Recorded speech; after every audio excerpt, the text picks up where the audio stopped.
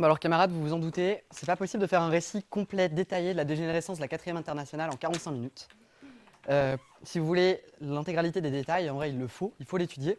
Je vous conseille de vous reporter aux documents sur la dégénérescence et l'effondrement de la 4e, au programme de l'international de Ted Grant, à l'histoire du trotskisme britannique du même Ted Grant, et à la biographie de ce Ted Grant par Alan Woods.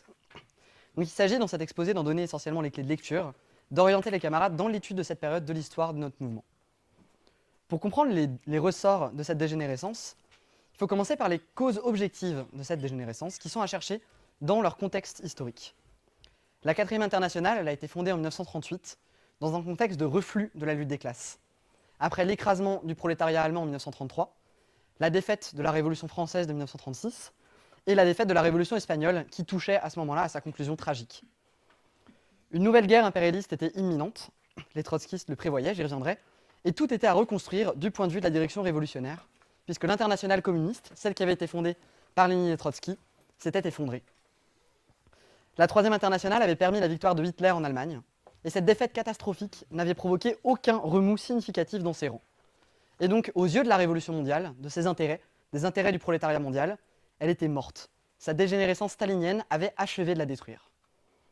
Et donc la fondation de la 4e internationale, c'était un moyen de regrouper les cadres, les éléments révolutionnaires de l'avant-garde, pour leur fournir une éducation marxiste et leur donner un drapeau pour se préparer aux luttes futures. La situation de la 4e internationale était particulièrement difficile. De fait, elle subissait une persécution absolument inouïe. De la part de la bourgeoisie, déjà, directement et à travers les bureaucraties réformistes du mouvement ouvrier, mais elle subissait aussi, et c'est ce qui fait son originalité, une pression et une répression de la part du puissant État ouvrier qui était issu de la Révolution d'octobre, l'Union soviétique, qui continuait aux yeux des masses et aux yeux d'une grande partie de l'avant-garde de représenter le communisme, mais dont en fait la bureaucratie dirigeante était en train de mener une guerre civile unilatérale contre les éléments révolutionnaires de l'avant-garde, contre tous les trotskistes, que ce soit des trotskistes réels ou supposés. Et donc c'est cette double pression, la pression à la fois de l'impérialisme et la pression du stalinisme, qui va marquer, qui va déterminer l'histoire de la 4e internationale. Ces deux grandes forces historiques, elles ont exercé à la fois une pression externe sur le mouvement trotskiste, à travers la répression, la propagande, les assassinats, et une pression interne, parce que la tentation de céder, de faire des compromis avec l'une ou l'autre de ces forces, s'exerçait en permanence sur les révolutionnaires. Ça a été le cas dès les premiers temps du trotskisme, cette tentation de faire des compromis. On l'a vu en 1929, quand Staline a abandonné la NEP et qu'il a lancé la collectivisation forcée, le premier plan quinquennal. À ce moment-là, on a eu des dirigeants de l'opposition de gauche, notamment Radek et Preobrazhensky, qui se sont ralliés au stalinisme, notamment parce qu'ils voyaient l'enthousiasme des masses de l'Union soviétique, qui voyaient ça en fait comme un tournant révolutionnaire et qui voyaient ça aussi comme l'adoption finalement du programme de la à l'époque de ce qui était l'opposition de gauche par Staline et par la clique stalinienne. Et donc comme ça, on a une partie du mouvement trotskiste qui dès ce moment-là en fait cède à la pression du stalinisme et se rallie à Staline. A l'inverse, on a eu la compromission inverse à la suite du pacte germano-soviétique en 1939, où une partie des trotskistes américains, autour de Burnham et de Schachtman, ont cédé à la pression de l'opinion publique bourgeoise et se sont mis à théoriser que l'URSS n'était plus un État ouvrier, que c'était devenu un nouveau type de société de classe qu'ils ont appelé le collectivisme bureaucratique, et que par conséquent, les militants révolutionnaires, les militants trotskistes, les militants marxistes ne devaient plus rien avoir à faire avec l'Union soviétique. Ça, en fait, c'était céder à la pression de la bourgeoisie. Et donc on voit qu'il était très tentant de céder des deux côtés et que beaucoup l'ont fait. En fait, ces deux erreurs, c'était des erreurs opportunistes qui étaient jumelles, qui étaient opposées mais qui étaient jumelles, qui étaient en fait le même processus. Et de telles erreurs, elles peuvent paraître inévitables, tant la pression était grande de part et d'autre.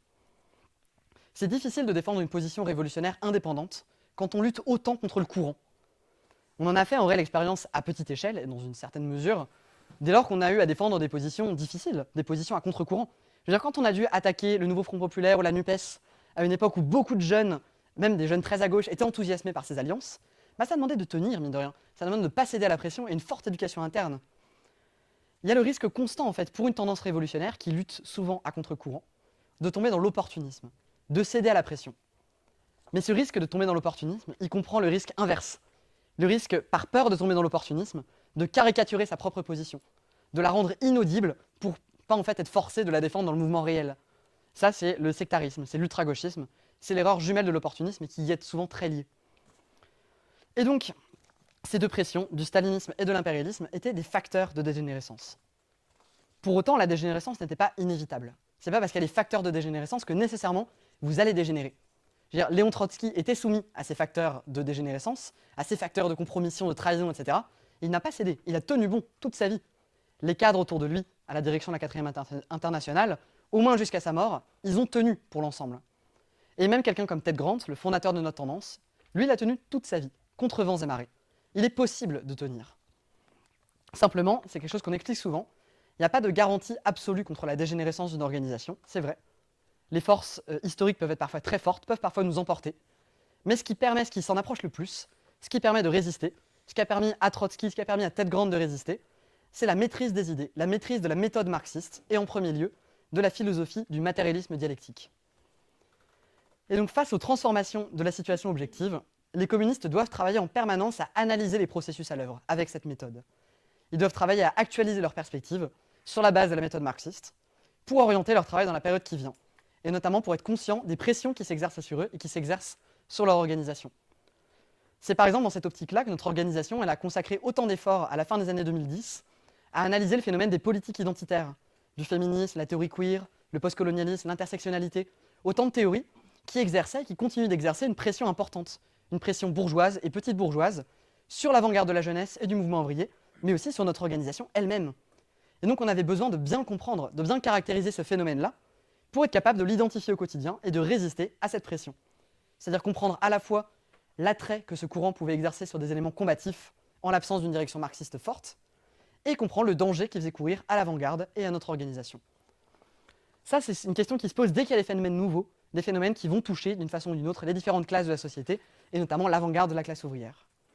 Et de fait, dans les années 1940, à la suite de la fondation de la 4e internationale, les trotskistes ne manquaient pas de phénomènes nouveaux et de phénomènes influents à analyser.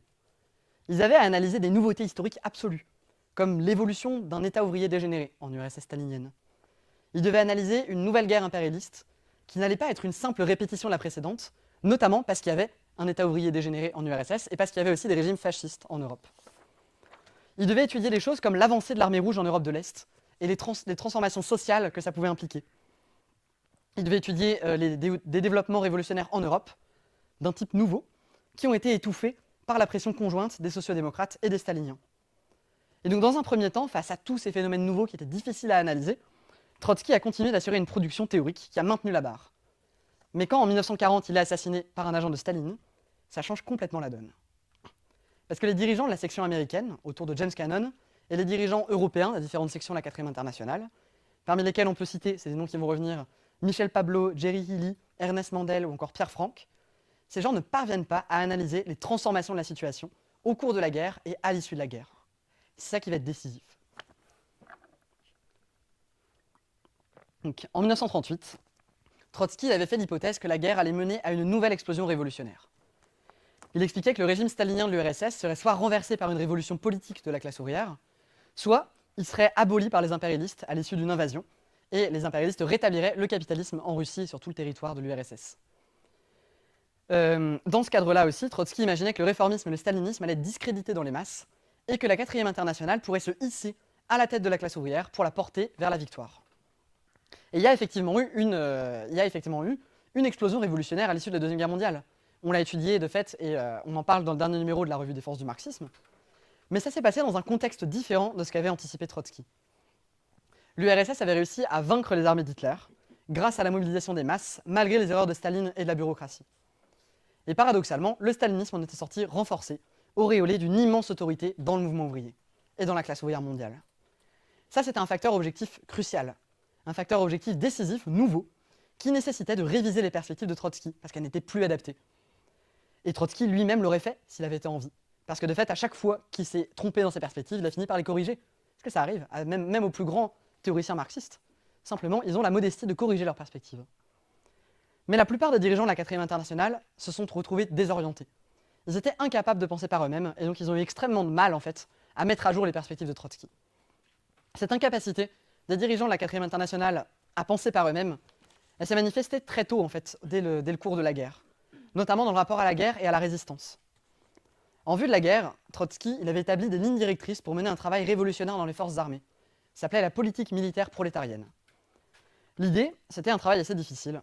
Il fallait entrer dans l'armée bourgeoise au moment où la propagande nationaliste battait son plein. Vous voyez comment ça peut être le début d'une guerre. Et il fallait y défendre des positions communistes, révolutionnaires, mais d'une façon qui serait audible pour la masse des soldats, qui après tout étaient pour la plupart d'entre eux des travailleurs en uniforme. Et cette politique difficile, la politique militaire prolétarienne, de fait, elle a été menée, notamment en Grande-Bretagne, par le groupe autour de Ted Grant, qui ont notamment adopté le slogan « Aucune confiance dans la bourgeoisie pour combattre Hitler ». C'est une façon d'appliquer en fait le programme communiste dans l'armée. Mais ça demandait une véritable créativité. Ça demandait une capacité à prendre le pouls de la classe ouvrière et à analyser en permanence la situation pour ajuster la tactique, pour pouvoir donner les bons mots d'ordre au bon moment. Si bien que la plupart des sections de l'Internationale qui ne se sentaient pas de le faire, en vérité, qui avaient peur de tomber dans l'opportunisme d'une façon ou d'une autre en rentrant dans les armées bourgeoises, elles ont abandonné la politique militaire prolétarienne, tout bonnement. Ça a été le cas notamment des groupes trotskistes français, ça a été le cas de la section belge, qui en a même fait une condition d'adhésion à son organisation, ça a été le cas de la section britannique officielle aussi, qui n'était pas le groupe de Ted Grant, qui était un autre groupe qui en fait a fini par s'effondrer, parce que c'était une position intenable en vrai, dans la Grande-Bretagne en guerre. Et donc, de fait, comme ça, pas mal de groupes se sont perdus dans le sectarisme, en refusant d'appliquer la politique militaire prolétarienne, et ça découlait de cet élément, qu'ils étaient incapables de développer des perspectives et une tactique par eux-mêmes. Et donc, à partir de 1943, les mouvements de résistance contre le nazisme dans les pays occupés ont commencé à prendre un caractère de masse. Mais ils étaient organisés sur des bases nationalistes bourgeoises, c'est expliqué aussi dans la revue Défense du marxisme.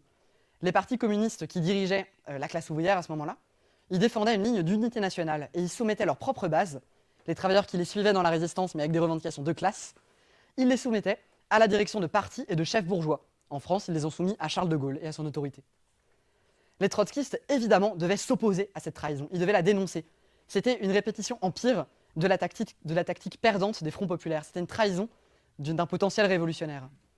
Pour autant, ça ne dispensait pas les trotskistes d'intervenir dans la résistance. Elle était là, en fait. Et donc il fallait y décliner la politique militaire prolétarienne. Il fallait intervenir dans les groupes de résistance dirigés par la bourgeoisie, comme dans les armées bourgeoises des pays occupés. Mais la direction américaine et le secrétariat européen de la 4e internationale, qui en étaient les principaux organes à l'époque, ils n'étaient pas à l'aise avec cette question, ils ne voyaient pas comment la gérer, et donc ils n'ont rien produit de substantiel sur la question de la résistance. Ils ont laissé les groupes trotskistes en Europe osciller entre, pour certains, le sectarisme, ça a été le cas de la section grecque qui a tout simplement boycotté la résistance, ça a été le cas de groupes comme Union communiste en France, les ancêtres de lutte ouvrière, ou pour certains autres, adopter des positions à cheval, entre deux, des fois carrément opportunistes, en refusant de critiquer les dirigeants staliniens de la résistance. Mais de fait, il n'y a pas eu de ligne unifiée, et il n'y a pas eu de véritable discussion théorique sur la question de la résistance, ce qui a été en fait extrêmement dommageable au mouvement trotskiste à cette période-là. Et donc pour en revenir à la question des perspectives, le tournant de la guerre en 1943, avec notamment les batailles de Stalingrad et de Koursk, et l'essor de la résistance où les staliniens ont joué un rôle crucial, ce tournant, il a ouvert un débat dans la 4e internationale. Parce que de fait, ça commençait à ressembler de moins en moins aux perspectives de Trotsky de 1948. Et plus le temps passait, plus l'idée d'un effondrement immédiat du stalinisme, l'idée d'une révolution européenne sous la direction des trotskistes, et l'idée d'un renversement imminent du capitalisme, ça semblait s'éloigner. Et donc, il fallait réévaluer les perspectives. C'est ce qu'ont fait les trotskistes britanniques autour de Ted Grant, notamment dans le document qu'on a traduit et publié dans la revue théorique sur le nouveau rapport de force en Europe en 1945. Alors il n'a pas sorti Ted Grant immédiatement une perspective parfaite, complète, etc. sur ce qui se passait, mais ils ont tenté, en fait, les trotskistes britanniques, de mettre à jour, en partant justement des éléments réels, de la réalité, et pas juste de ce qu'avait écrit Trotsky en 1938. Dans ce texte de 1945, Ted explique quelques éléments fondamentaux, que le stalinisme a été renforcé et non pas affaibli par la guerre, que par conséquent il a acquis suffisamment d'autorité pour faire dérailler les mouvements révolutionnaires de l'après-guerre, et que sur cette base, les conditions politiques sont posées pour que le capitalisme survive en Europe. Et donc la perspective qui en découlait pour les trotskistes, c'était plus de se préparer immédiatement à la prise du pouvoir, mais de regrouper leurs forces et d'opérer une analyse scientifique d'une situation qui n'allait pas être aussi favorable qu'ils avaient pu l'anticiper dans un premier temps. Mais les autres dirigeants de l'international, aussi bien Cannon en Amérique que Pablo, Mandel, Frank, etc. en Europe continentale, ils ont refusé de mettre à jour les perspectives. Pour eux, ce que Trotsky avait écrit en 1938 était forcément vrai, puisque c'était Trotsky qui l'avait écrit. Et si jamais la réalité donnait tort à Trotsky, c'est la réalité qui avait tort en un sens. Si bien qu'en novembre 1945, donc novembre, la guerre était bien terminée depuis un bout de temps, Cannon explique que si la révolution victorieuse n'a pas encore eu lieu, c'est parce que la guerre n'est pas finie. Ou il y a eu un autre élément comme ça. Trotsky avait écrit, sur la base de ses perspectives de 1938, que d'ici 10 ans, il ne resterait pas pierre sur pierre des organisations réformistes et staliniennes, c'est-à-dire d'ici 1948. Et bien en 1947, les camarades britanniques ont posé la question à Sam Gordon, qui était un dirigeant américain qui soutenait la ligne de Cannon, de bon, bah là, on arrive à 1948, ces organisations ne se sont pas effondrées. Sam Gordon leur a répondu qu'il restait encore 1 an avant l'accomplissement de la prophétie. Pour donner une idée du cadre dans lequel ça se passe, cette anecdote, il leur répond ça au moment où les partis communistes et socialistes en France et en Italie sont plus forts que jamais. En France, les communistes et les socialistes ensemble ont la majorité absolue des voix aux élections. Dans ces 2 pays, ils reçoivent plus de 9 millions de voix.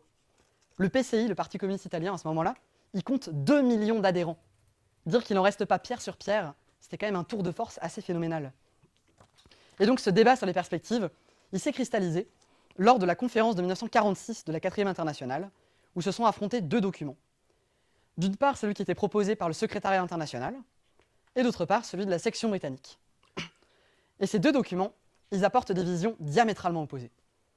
Le document du secrétariat international, en gros, il reprend les perspectives de Trotsky de 1938, comme si c'était rien passé, et il essaye de tordre les faits pour les faire rentrer dedans.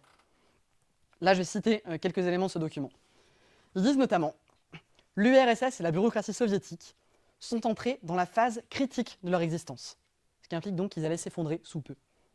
Ils expliquent aussi « La reprise et la reconstruction en Europe seront très lentes et auront des résultats très faibles qui n'atteindront même pas les niveaux d'avant-guerre. » C'était ça les perspectives officielles en 1946 de la direction de la 4e internationale. A l'inverse, le document des Britanniques était fondé sur une analyse de la situation. Ils avaient pris donc, ces perspectives que Ted avait commencé à expliquer en 1945, ils avaient continué de les mettre à jour, continué de les actualiser à partir des développements en fait, de la situation objective. Le document des Britanniques dit des choses plus sensées. Par exemple, il ne découle pas nécessairement de la politique contre-révolutionnaire du stalinisme que l'Union soviétique est automatiquement affaiblie dans ses rapports politiques et économiques avec les États capitalistes. Ou encore, l'activité économique en Europe occidentale dans la prochaine période ne sera pas caractérisée par la stagnation et le marasme, mais par la reprise et l'essor. Autrement dit, les trotskistes britanniques ont pris acte du nouveau rapport de force, en particulier du renforcement du stalinisme, de la stabilisation du capitalisme qui avait été permise par la trahison des staliniens, et ils prévoyaient une nouvelle phase de croissance capitaliste, par opposition donc aux perspectives de secrétariat international qui annonçaient la crise permanente pour les années 40, 50, etc. On a vu de fait qu'il y avait raison là-dessus. Par ailleurs, le secrétariat international déduisait de sa perspective de crise permanente que le capitalisme ne pourrait se maintenir en Europe qu'au prix de l'instauration de féroces dictatures bonapartistes, alors que les Britanniques expliquaient au contraire que la collaboration des dirigeants staliniens et réformistes, ça allait permettre à la bourgeoisie de mener une contre-révolution sous forme démocratique en Europe de l'Ouest. On voit, avec le recul, donc, qui a eu raison sur le stalinisme, sur la croissance et sur la démocratie en Europe, et c'était pas un coup de chance. Les 2 analyses concurrentes, elles découlaient de méthodes opposées. Le SI, le secrétaire international, il considérait les textes de Trotsky comme paroles divines, mais n'avait rien compris à sa méthode. Ce qui était vrai hier devait forcément être encore valable dans les mêmes termes aujourd'hui. A l'inverse, la section britannique sous la direction de Ted Grant, elle partait de ce principe fondamental de la dialectique, qui est que la vérité est toujours concrète. Il fallait partir des faits, et non de prétendus textes sacrés. Et ensuite, il fallait analyser ces faits en appliquant la méthode marxiste de Trotsky. Parce que s'il y avait bien un élément qui était toujours valable, c'était la méthode de Trotsky, la méthode marxiste. Et donc cette différence de méthode, elle s'est ensuite exprimée de façon encore plus flagrante peut-être, dans l'analyse des pays d'Europe de l'Est occupés par l'armée rouge. Dans ces pays, à partir de 1947-1948, les staliniens ils avaient été poussés par la pression de l'impérialisme américain, qui essaie de reprendre le contrôle sur ces zones, ils avaient été poussés à exproprier les grands capitalistes pour garder en fait leur contrôle sur l'économie. Ils ne voulaient pas que ça passe sous pavillon américain. Mais dans le même temps, ils réprimaient férocement les initiatives indépendantes de la classe ouvrière. Ils réprimaient férocement toute forme de trotskisme, encore une fois, réel ou supposé. Tout ce qui pouvait s'approcher de près ou de loin de la démocratie ouvrière. Ils voulaient absolument éviter une répétition de la révolution d'octobre, ce qui aurait donné naissance à des États ouvriers sains, à des États ouvriers démocratiques, sur lesquels, pareil, ils n'auraient pas eu le contrôle, en fait. Si bien qu'en fait, ils ont accompli la révolution sociale en abolissant le capitalisme, tout en réprimant la révolution politique, ce qui allait donner naissance à des États ouvriers déformés sur le modèle de la Russie stalinienne. Ça, c'était un phénomène tout à fait nouveau. C'était un processus profondément contradictoire et qui ne pouvait être analysé que de façon dialectique, en étudiant en fait spécifiquement la position d'équilibriste dans laquelle se trouvait la bureaucratie bonapartiste stalinienne. Et ça, c'était trop demandé aux dirigeants de la 4e internationale. Pour eux, c'était tout noir ou tout blanc. Ils procédaient avec les catégories de la logique formelle. C'est là qu'on voit qu'une bonne méthode philosophique est nécessaire pour étudier les événements politiques. Pour eux, ou bien le stalinisme était une force purement contre-révolutionnaire, c'est mal, auquel cas il ne pouvait pas y avoir de révolution sociale dans les pays de l'Est, ou bien c'était une forme purement révolutionnaire, c'est bien, auquel cas il n'y avait plus aucune raison de s'opposer au stalinisme, et les trotskistes n'avaient plus de raison d'exister. Ted Grant a essayé de leur expliquer que le stalinisme pouvait jouer à la fois un rôle révolutionnaire quand il expropriait les capitalistes polonais, tchécoslovaques, etc., pour le plus grand plaisir de leurs salariés, et un rôle contre-révolutionnaire quand il empêchait les travailleurs de s'emparer eux-mêmes du pouvoir. Cette contradiction interne, elle était inscrite dans la nature même du stalinisme, qui était, pour rappel, l'émanation d'un État ouvrier dégénéré, c'est-à-dire d'une sorte d'aberration historique, où on a une économie formellement entre les mains des travailleurs, mais qui est administrée et pillée par une caste bureaucratique parasitaire au pouvoir totalitaire. Mais les dirigeants de l'Internationale refusaient de le comprendre. Ils avaient tellement peur de céder eux-mêmes à la pression du stalinisme, en observant la puissance des forces sociales que le stalinisme mettait en mouvement de l'autre côté du rideau de fer, qu'ils ont accusé Ted Grant de vouloir dissoudre le trotskisme et de s'être rallié au stalinisme parce qu'ils reconnaissaient un quelconque rôle révolutionnaire, du point de vue social, au stalinisme en Europe de l'Est. Et donc pour sauver leur soi-disant trotskisme, qui était en fait surtout une opposition morale au stalinisme, il fallait que ces États d'Europe de l'Est soient des États capitalistes. Sinon, ça aurait voulu dire que le stalinisme était une force révolutionnaire et plus rien pour eux n'aurait eu de sens. La différence de méthode, on le voit, elle faisait que se creuser. Mais il devenait de plus en plus difficile de défendre à la lettre les perspectives de Trotsky de 1938 face à tous ces phénomènes nouveaux. Sauf que les dirigeants de la 4e internationale n'étaient pas armés théoriquement pour faire face à des phénomènes nouveaux. Or, je disais tout à l'heure que la théorie, c'est le seul rempart à la dégénérescence d'une organisation ouvrière. C'est la seule force qui puisse l'empêcher de céder aux pressions politiques et sociales qui s'exercent sur elle. Si bien qu'après avoir défendu une perspective ultra-gauchiste complètement déconnectée de la réalité, les dirigeants de la 4e internationale devaient inévitablement finir par tomber dans l'opportunisme.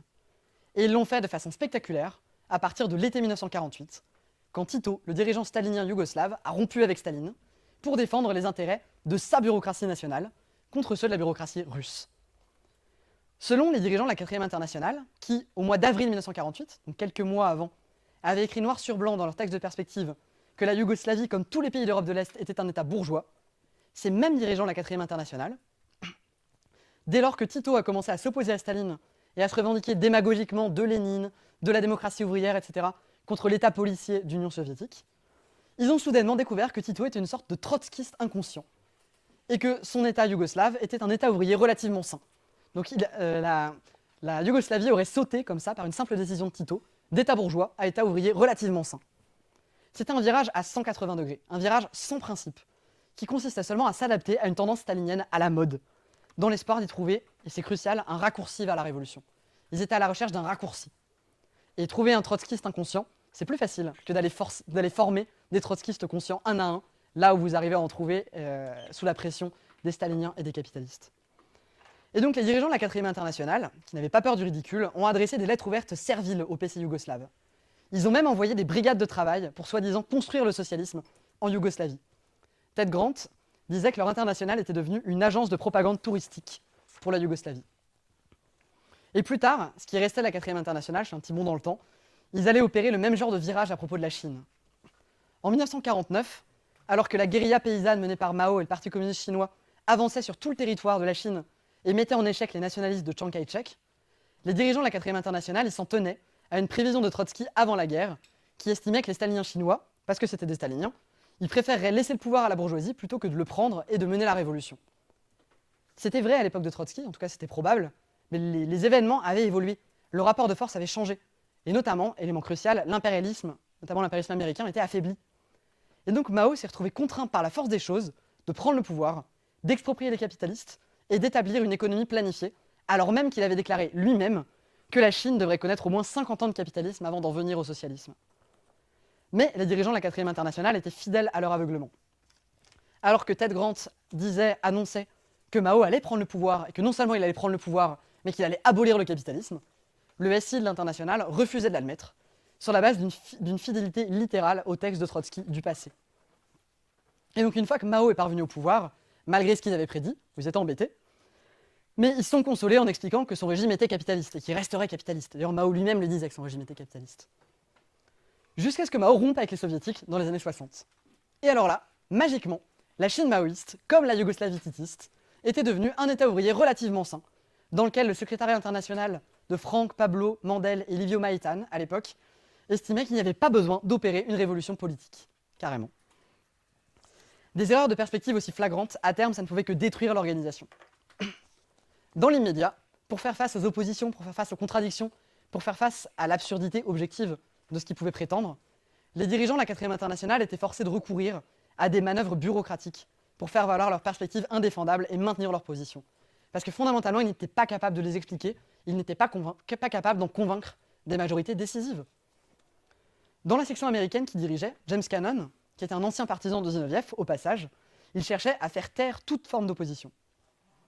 En 1944, quand les dirigeants américains Félix Moreau, Albert Goldman et Jean von Eisenhower ont émis l'hypothèse d'un renforcement du stalinisme et d'une relative stabilisation du capitalisme après la guerre avec des régimes démocratiques, Cannon a lancé une campagne de calomnie et de harcèlement contre eux. Il a refusé de publier leurs textes, il a caricaturé leur position, et notamment, il a assimilé leur position à celle de Burnham et Shachtman qui avaient rompu avec le trotskisme. Il s'est servi de ça en fait pour les isoler, pour les discréditer auprès des membres, tout en les empêchant de défendre leur propre position auprès de la base du parti. En Europe, il s'est passé à peu près la même chose. Il s'est appuyé sur la clique de Michel Pablo pour utiliser les mêmes méthodes contre l'opposition, notamment dans la section française, qui était menée, pas forcément sur des bonnes bases, mais tout de même, de Yvan Crépeau et d'Albert de Mazières, qui pareil ont été contraints par des mesures bureaucratiques en fait, à quitter l'organisation. En Grande-Bretagne, où la majorité de la section et de sa direction s'opposaient aux perspectives du SI, Cannon a nourri secrètement une fraction qui était dirigée par Jerry Healy, dont je parlais au début, pour saboter ce qui était le Parti communiste révolutionnaire à l'époque de Ted Grant, qu'il a fini par forcer en 1949 à s'autodissoudre dans le Parti travailliste sous la direction de Healy, ce qui était en fait une manœuvre pour en virer tous les dirigeants qui ne plaisaient pas au secrétariat international. À ce stade, on le voit, les méthodes de la direction de l'international, la 4e internationale, n'avaient plus rien à voir avec les méthodes de Trotsky, avec les méthodes de Lénine, qui s'étaient toujours appuyées sur des arguments et sur leur autorité politique pour diriger leurs organisations. C'est encore une fois une question de méthode. Une direction qui a confiance en ses idées, elle n'a pas peur de la contradiction. Elle sait qu'elle peut convaincre sur la base d'une explication rationnelle des faits. Mais une direction dont les idées s'opposent de façon évidente à la réalité, elle ne peut plus s'appuyer que sur des mécanismes formels, sur des procédures disciplinaires. Et avec le temps, le régime interne de la 4e internationale est devenu de plus en plus malsain, de plus en plus bureaucratique, et ces dirigeants ont eu l'exclusion de plus en plus facile. Ils excluaient vraiment pour un rien, pour un oui, pour un non. Toute personne qui s'opposait à eux, qui représentait une quelconque menace, pouvait être virée de la 4e internationale. Et on en a un exemple, par exemple, intéressant dans la section britannique.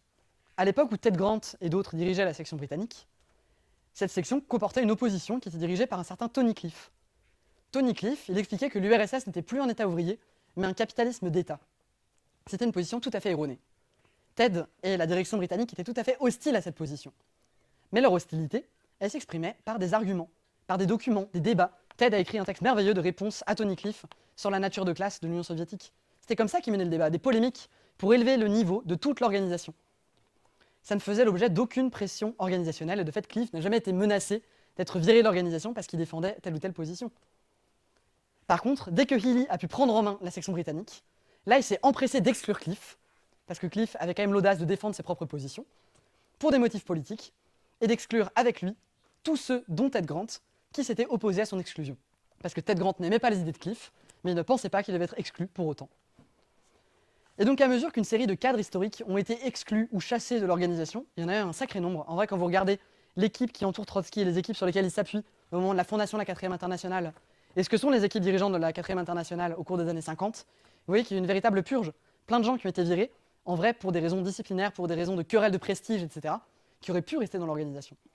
Mais de fait, la direction bureaucratique de la 4e internationale a saboté sa propre direction. Et donc, à mesure qu'une série de cadres historiques sont exclus ou chassés, la clique internationale qui avait été formée par Cannon, Healy, Pablo, Mandel, Frank, etc., sur des positions erronées et pour défendre leur propre prestige, leur propre position, cette clique commence à se fissurer. En 1951, Pablo, qui était alors le principal dirigeant du SI, il théorise un nouveau concept, le concept de guerre-révolution.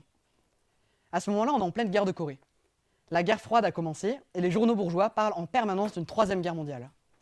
C'était une véritable inquiétude dans la population. La bourgeoisie, en fait, elle se servait de la terreur à propos de la 3e guerre mondiale pour fomenter une hostilité à l'Union soviétique dans la population.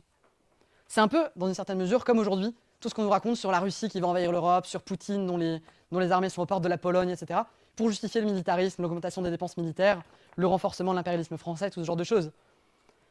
Et donc il y avait cette pression importante qui s'exerçait dans la population, une pression bourgeoise, sur la menace d'une troisième guerre mondiale.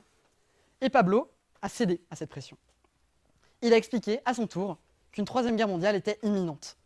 Et que non seulement une troisième guerre mondiale était imminente, mais que cette guerre serait une guerre de classe internationale, entre d'une part la bourgeoisie mondiale dirigée par l'impérialisme américain, et d'autre part le prolétariat mondial dirigé par l'Union soviétique. Et dans ce cadre-là, il expliquait que la tâche des trotskistes serait de mener un travail d'entrisme secret dans les partis staliniens, qui était désormais devenu un facteur progressiste dans la transition entre le capitalisme et le socialisme. Donc, au passage, la perspective de Pablo sur le rôle purement progressiste du stalinisme à cette époque-là, c'était exactement ce dont ils avaient accusé, sous forme de calomnie, en fait, tête grande de défendre, quand il expliquait que les staliniens étaient capables de mener la révolution sociale en Europe de l'Est. Ted Grant n'a jamais dit que le stalinisme était une étape sur la voie de la révolution, etc. Par contre, Pablo l'a bien dit, Pablo l'a bien expliqué, et il a voulu faire adopter cette position à l'ensemble de la 4e internationale au début des années 50. Mais ça n'a pas fait l'unanimité.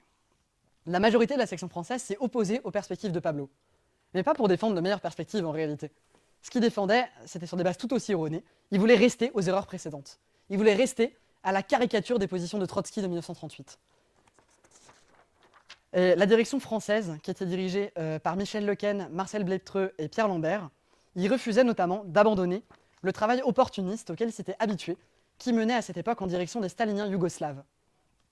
La section française, et en particulier Lambert, y gérait en fait à l'époque un comité syndical qui était financé ou qui avait été financé par l'ambassade de Yougoslavie, en lien avec toutes sortes d'éléments semi-anarchistes, réformistes, confus, qui finalement n'avaient de commun que leur opposition au PCF et à la CGT. C'est plus ou moins les milieux en fait, qui vont donner naissance au syndicat Force ouvrière, qui servait à affaiblir la CGT dirigée par les staliniens. Mais donc de fait, abandonner ce travail-là et abandonner ce milieu-là, c'est important le fait que c'était un milieu dans lequel en fait il s'était adapté, abandonner ça pour se confronter au PCF et à la CGT, ça supposait de rompre donc avec le petit milieu dans lequel il s'était bâti une certaine influence. Et donc ils ont refusé. Lambert en particulier a insisté sur cette question-là. Et donc après avoir tenté de les avoir par des manœuvres, Pablo a fini par exclure la majorité de la section française de l'Internationale. Ça s'est fait d'une façon absolument ridicule. L'occupation de leurs locaux, le vol de leur matériel, enfin ça a été des histoires pas possibles. Et ça a fracturé l'Internationale. Cannon et Healy, donc les dirigeants américains et britanniques de la période, dans un premier temps, ils soutenaient Pablo. Ils ont notamment soutenu sa perspective de guerre-révolution, dans un premier temps.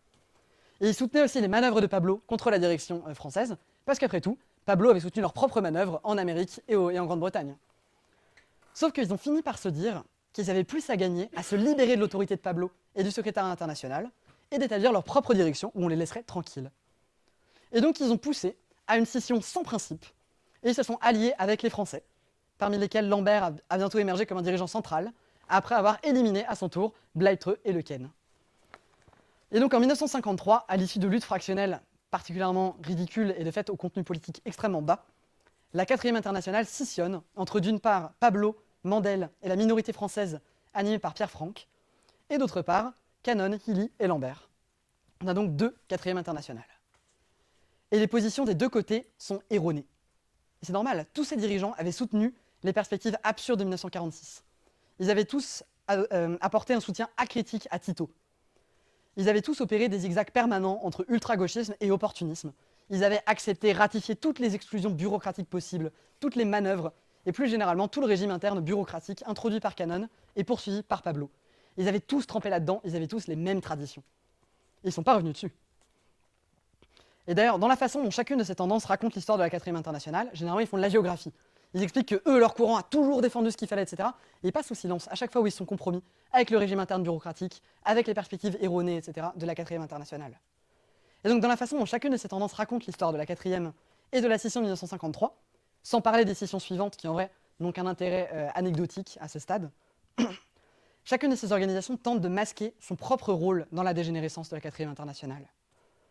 Nous, on souligne que cette destruction, ça a été une œuvre collective, à laquelle ils ont tous participé, dès lors qu'ils ont renoncé à la méthode matérialiste dialectique de Marx, Engels, Lénine et Trotsky.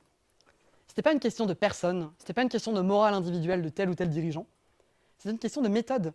Ils avaient tous renoncé au marxisme dès les années 40. C'est pour ça, d'ailleurs, qu'on ne s'intéresse pas et qu'on ne doit pas s'intéresser particulièrement à la généalogie des diverses organisations qui se réclament du trotskisme aujourd'hui. Peu importe qu'ils se réclament du lambertisme, du pablisme, du mandélisme, ce sont autant de traditions pourries. Ils ont tous hérité de la même méthode, une méthode qui est empiriste et formaliste. Et ils ont tous, d'une façon ou d'une autre, rejeté la théorie marxiste pour l'accommoder avec d'autres théories plus à la mode, pour l'accommoder en fait à la première pression qui passe dans le mouvement ouvrier et dans le milieu universitaire. Si bien que, même séparés, même divisés dans plusieurs internationales concurrentes, même divisés dans une myriade de sectes en vrai concurrentes, ils ont continué de faire les mêmes erreurs, et des erreurs très symétriques. Par exemple, pendant la guerre d'Algérie, ils se sont tous ralliés au nationalisme bourgeois. Les partisans de Pablo et de Mandel, ils ont soutenu le FLN de façon acritique, jusqu'à déclarer que Ben Bella, le dirigeant du FLN, allait construire le socialisme en Algérie à l'issue de l'indépendance, alors qu'en fait, il était en train d'instaurer un régime bonapartiste bourgeois. Pendant ce temps-là, les partisans de Lambert, ils ont soutenu le MNA, les concurrents du FLN. Pourquoi ? Parce que Lambert avait des liens personnels avec le fondateur du MNA, qui était Messa Liadj, bien que le MNA soit devenu entre-temps un instrument de l'impérialisme français pour affaiblir le FLN. Mais ni les uns ni les autres ne semblaient se rappeler de la théorie de la révolution permanente, ou de la nécessité de l'indépendance de classe du parti du prolétariat. Et de fait, ils refusaient de fonder des sections algériennes indépendantes du nationalisme bourgeois. On a vu le même genre d'erreur en mai 68, où les uns se sont adaptés aux tendances guerriéristes, maoïstes, anarchistes, etc., qui étaient à la mode dans le milieu étudiant. Les autres se sont adaptés aux directions réformistes des syndicats. Mais tous, de fait, s'étaient adaptés, ont fait des compromis théoriques qui les ont conduits à faire des erreurs pratiques, avant 68, pendant 68 et surtout après. Mais tous aussi se sont rejoints au mois de juin pour boycotter les élections. À un moment où c'était de fait une manœuvre sectaire ultra-gauchiste, et ils ont tous adopté une position sectaire à l'égard du Parti communiste français, qui à l'époque était un facteur objectif dans la situation dont on ne pouvait pas faire l'économie en fait. Donc bref, on pourrait multiplier presque à l'infini les exemples d'erreurs opportunistes et sectaires des organisations soi-disant trotskistes au cours du XXe siècle et même au début du XXIe siècle. Les camarades ont sûrement des exemples en tête, mais il ne sert à rien d'empiler les anecdotes rigolotes sur les bêtises des sectes. Et on doit décourager cette attitude dans l'organisation qui peut exister et qui a pu exister par le passé. L'important c'est de comprendre et d'expliquer d'où viennent ces erreurs, pour éviter de les reproduire. Notre compréhension de la 4e internationale, elle doit nous servir à expliquer aux contacts et aux camarades pourquoi on ne s'en réclame pas. Notre tendance, elle a définitivement rompu avec la 4e internationale et tous ses avatars en 1965. Vous direz, ça a duré longtemps. Les camarades se sont acharnés à essayer d'en faire quelque chose de la 4e internationale. En 65, ils se sont rendus compte que vraiment, il n'y avait plus rien à faire. La dégénérescence était complète et irréversible. Cette organisation n'avait plus rien à voir avec celle qui avait été fondée par Trotsky, elle était irrécupérable. Mais l'étude de la 4e internationale, donc ça ne doit pas être un prétexte pour chercher des arguments généalogiques contre telle ou telle organisation. On va dire, ouais, mais en 53, vous avez fait ça, en 47, vous avez fait ça, etc. C'est tiré par les cheveux, d'autant que les principaux courants qui sont issus de la 4e internationale, qui en sont issus en droite ligne, ils sont mal en point en France aujourd'hui. Personne ne se réclame plus de Pablo, qui était le dirigeant principal dans les années 50. Pablo s'est fâché avec tout le monde.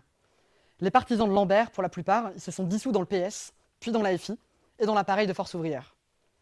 Les partisans de Mandel, ils ont fondé le NPA avec le succès qu'on connaît. Alors ces organisations continuent d'exister, mais de fait, c'est pas l'ennemi principal contre lequel on doit s'attaquer aujourd'hui. Et des groupes comme Révolution Permanente ou ceux qui constituent le NPA-R, ils ne sont liés en vrai que d'assez loin à la 4e internationale. Si on leur reproche les erreurs de Pablo, de Mandel, de Cannon dans les années 50, ça les laissera assez indifférents. Ils nous diront même peut-être qu'ils sont d'accord, qu'en soi c'était pourri, etc. et qu'ils ont refondé leurs organisations récemment, qu'ils ont de meilleures idées aujourd'hui. Et en vrai, voilà, on ne peut pas les contredire sur ce terrain véritablement. Ce serait tiré par les cheveux, encore une fois. D'ailleurs, même les militants du NPA-A, ceux qui descendent en plus droite ligne de la 4e internationale peut-être, ils n'ont pas particulièrement d'enthousiasme à défendre tout ce qu'a fait Mandel. En vérité, ça leur est assez indifférent. Donc évitons la généalogie. Par contre, la discussion sur les erreurs de la 4e internationale et sur son histoire, elle nous arme pour identifier les erreurs que peuvent commettre des organisations formellement trotskistes ou révolutionnaires. Et de ce point de vue, il y a des répétitions assez flagrantes. Par exemple, on a écrit dessus, les théorisations de révolution permanente sur les sauts bonapartistes en France, ça découle d'erreurs très similaires à celles que développait Pierre Franck dans les années 40, quand il expliquait que toute attaque contre les droits démocratiques, ça revenait à du bonapartisme. La réponse d'ailleurs que lui a adressée Ted Grant en 1946 est très utile pour comprendre les erreurs de la position de RP aujourd'hui. Par ailleurs, pour comprendre les crises et les phases de croissance du capitalisme, RP il conseille d'étudier le livre d'Ernest Mandel sur le soi-disant troisième âge du capitalisme, qui est en fait une adaptation aux théories keynésiennes d'après-guerre, auxquelles Mandel avait plus ou moins été forcé de se rallier après avoir compris qu'il était impossible de nier qu'il y avait encore de la croissance. Sur la soumission à la pression de l'opinion publique bourgeoise à propos des guerres, on en a eu un exemple très clair avec les positions des différentes organisations pendant la guerre en Ukraine. le NPA, qui à l'époque était unifié, a soutenu l'OTAN de façon flagrante. Et même jusque dans Révolution permanente, il y a eu la tentation de parler d'une résistance ukrainienne, etc., et de s'adapter à ce qu'était la propagande de la bourgeoisie occidentale dans notre pays. Lutte ouvrière qui n'a jamais fait partie de la 4e internationale, et qu'on pourrait croire finalement protégée contre ces dérives, ils font une erreur similaire à celle de Pablo, quand il crie avec les journaux bourgeois à la Troisième Guerre mondiale. C'est là qu'on voit que c'est une question qui dépasse en fait l'héritage de telle ou telle organisation. C'est une question de méthode.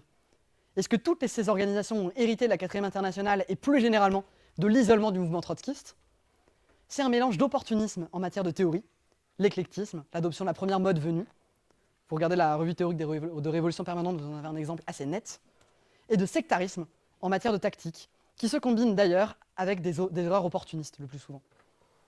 C'est un phénomène historique, qui s'explique autrement donc, que par la bêtise de tel ou tel dirigeant, ou par la bêtise de milliers de militants, parce que ce serait même insultant en fait pour l'ensemble des gens qui ont cru dans le mouvement trotskiste de dire qu'ils étaient tous neuneux. De fait, il y a des causes politiques et sociales. Il faut donner une explication scientifique, c'est beaucoup plus satisfaisant, et ça permet aussi d'éviter d'avoir un rapport arrogant aux sectes. Cette explication scientifique de la dégénérescence de la 4e internationale, on est les seuls à la porter. Les autres organisations se contentent de critiques anecdotiques, d'attaques sur tel ou tel dirigeant, d'attaques de critiques portant sur tel ou tel choix de stratégie, de tactique, etc. Nous, on voit plus large. Nous, on revient sur le fond, sur les erreurs théoriques qui sous-tendent les mauvaises décisions stratégiques, et sur les causes historiques, les causes politiques et sociales de la dégénérescence de la 4e, qu'on doit étudier de la même manière, strictement, de la même manière que la dégénérescence des 3 premières internationales. C'est un phénomène historique à ce stade. La 4e internationale, c'est une tentative avortée. C'est une chose du passé. Il est plus temps de la sauver, de refonder la 4e internationale ou je ne sais quoi. Il est temps d'en fonder une nouvelle.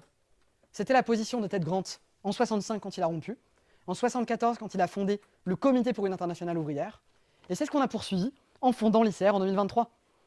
C'est pour ça qu'on ne participe pas au tambouille unitaire, comme la fondation du NPA en 2009. L'unité des révolutionnaires que beaucoup de gens réclament à l'extrême gauche, ça n'a pas de sens sans un accord sur les principes, sans un accord sur la théorie, sur l'analyse du monde, sur la méthode qu'on emploie en fait pour l'analyser. Et d'ailleurs, on a vu ce NPA qui avait été fondé avec beaucoup d'enthousiasme, avec l'idée de recréer l'unité du mouvement trotskiste, on l'a vu exploser. Une partie qui allait dans la FI quand elle a commencé à avoir du succès, une partie qui a fondé RP, une partie qui allait dans le NPA-R, une partie dans le NPA-A, beaucoup de gens qui sont partis, qui sont démoralisés. Face à chaque situation inédite, face au succès de Mélenchon, face à telle ou telle élection, face à la guerre en Ukraine, etc., une organisation sans fondation théorique solide, elle panique et elle se divise. Et nous, on veut éviter ça justement à nos forces. Aujourd'hui, on a le privilège de disposer de la plus grande expérience possible, avec près de 200 ans d'histoire du mouvement ouvrier organisé. Aucune organisation, dans l'histoire, n'a jamais eu de patrimoine théorique aussi avancé, du moins en potentiel. Mais ce potentiel, il ne sert à rien si on ne le réalise pas, ou s'il n'est exploité que par une poignée de dirigeants à la tête de l'organisation. Si l'histoire de la 4e internationale doit nous enseigner une chose, c'est qu'il est urgent d'élever le niveau politique de l'ensemble de notre organisation. Ça commence par élever le niveau politique de tous les membres du CC, en premier lieu, et à travers eux, de tous les camarades qui nous ont rejoints et qui veulent construire notre parti. Les idées ont besoin de gens pour les comprendre, pour apprendre à les expliquer, et pour les diffuser le plus largement possible. Comme la 4e internationale avant elle, l'ICR ne doit pas seulement être un drapeau, pas seulement être un point de ralliement, elle doit l'être bien sûr, mais elle doit aussi devenir la force matérielle à travers laquelle les idées du marxisme s'incarneront dans la prochaine période. Le véhicule des idées de la Révolution, c'est ça aujourd'hui qu'on est en train de construire.